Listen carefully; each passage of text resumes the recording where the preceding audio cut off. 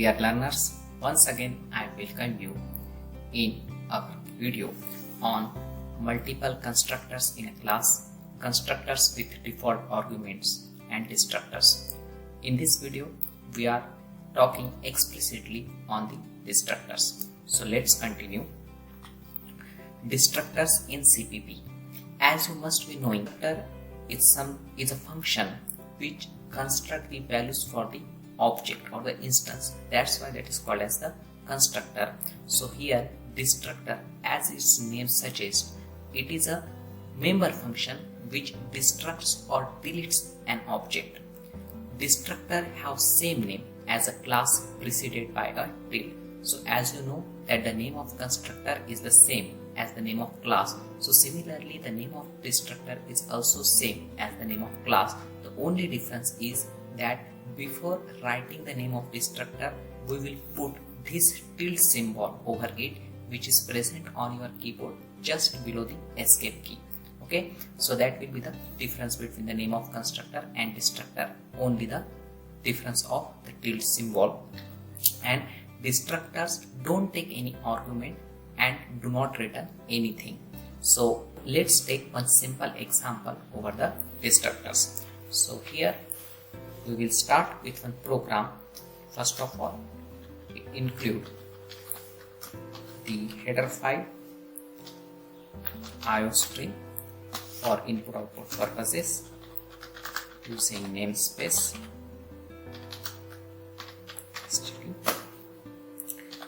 class test. So as I have given name test to the class, so here we will first write a constructor. So the name will be same as per the rules of constructor, it is the class name, and here I am writing constructor executed.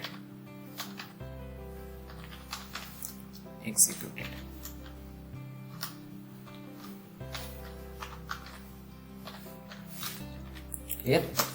And now I will take the destructor. So for destructor, the name will be same as class name. The only difference is it will be preceded by a tilde symbol like this. And then here I will put message cout destructor executed.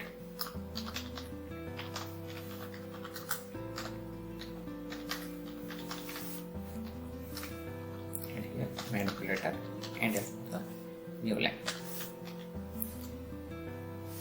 Then just will come out of the class and write one main function, integer main. Here I am creating one object for test class and return 0 for the main. Clear? So just save this program, compile it. We will see what are the if there is any error here. Okay, so 0 error, 0 warning, and now run this program.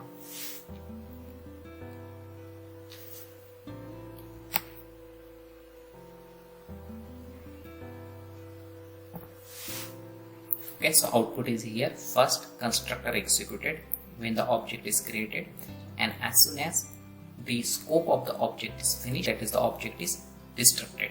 So here we will come back to our discussion that we are saying destructors do not take any argument and don't return anything. Okay, the objects are deleted in the reverse order of creation. Shortly we will also demonstrate this concept. And when the destructor is called, it will be the question to many students that we know constructor is called during the creation of object at the time of instantiation, but what is the exact time when destructor is called during the execution of program?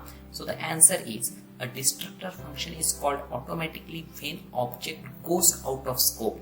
Okay, what is this going of object out of scope? So whenever the function ends in which you have created the object, or the program ends, or a block containing local variables end, or a delete operator is called. Okay, so any out of these four conditions can meet in order to take object out of scope, and then automatically the destructor is invoked by the compiler.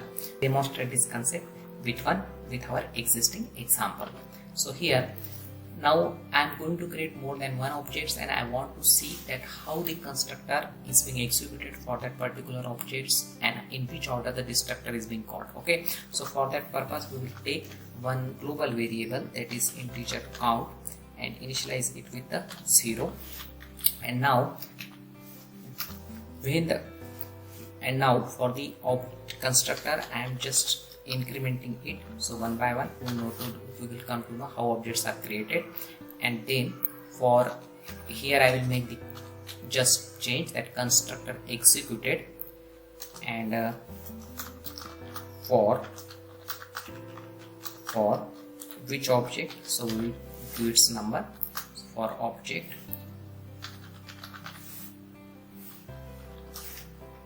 like this, and then destructor executed the same, for which object we will come to know from this count variable.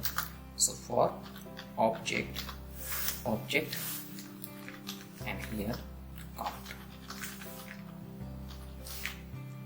then just decrement this count variable.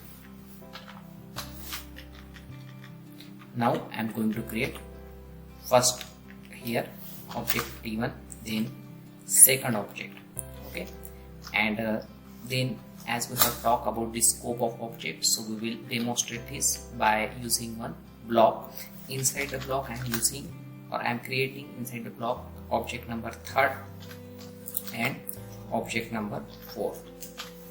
Okay, so as soon as when the control or execution come out of this block, the scope for the T3 and 4 finish, so they will get deleted. When the main completes, the scope for our object T1 and T2 also finish, and they will also get destroyed. Let's see what is the output. So just save this program, compile it, and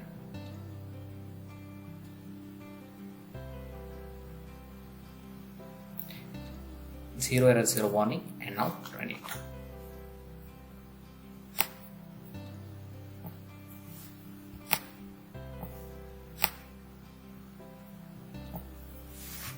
Okay, so here output is very clear.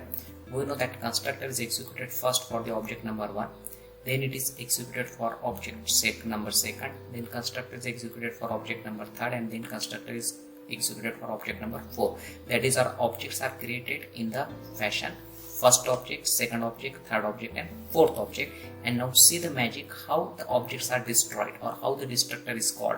So destructor is called first for which object? That is the last one created, that is object number 4. Then destructor is called for the object number 3. So here we see, as soon as this scope ends, so first T4 is deleted and then T3 is deleted.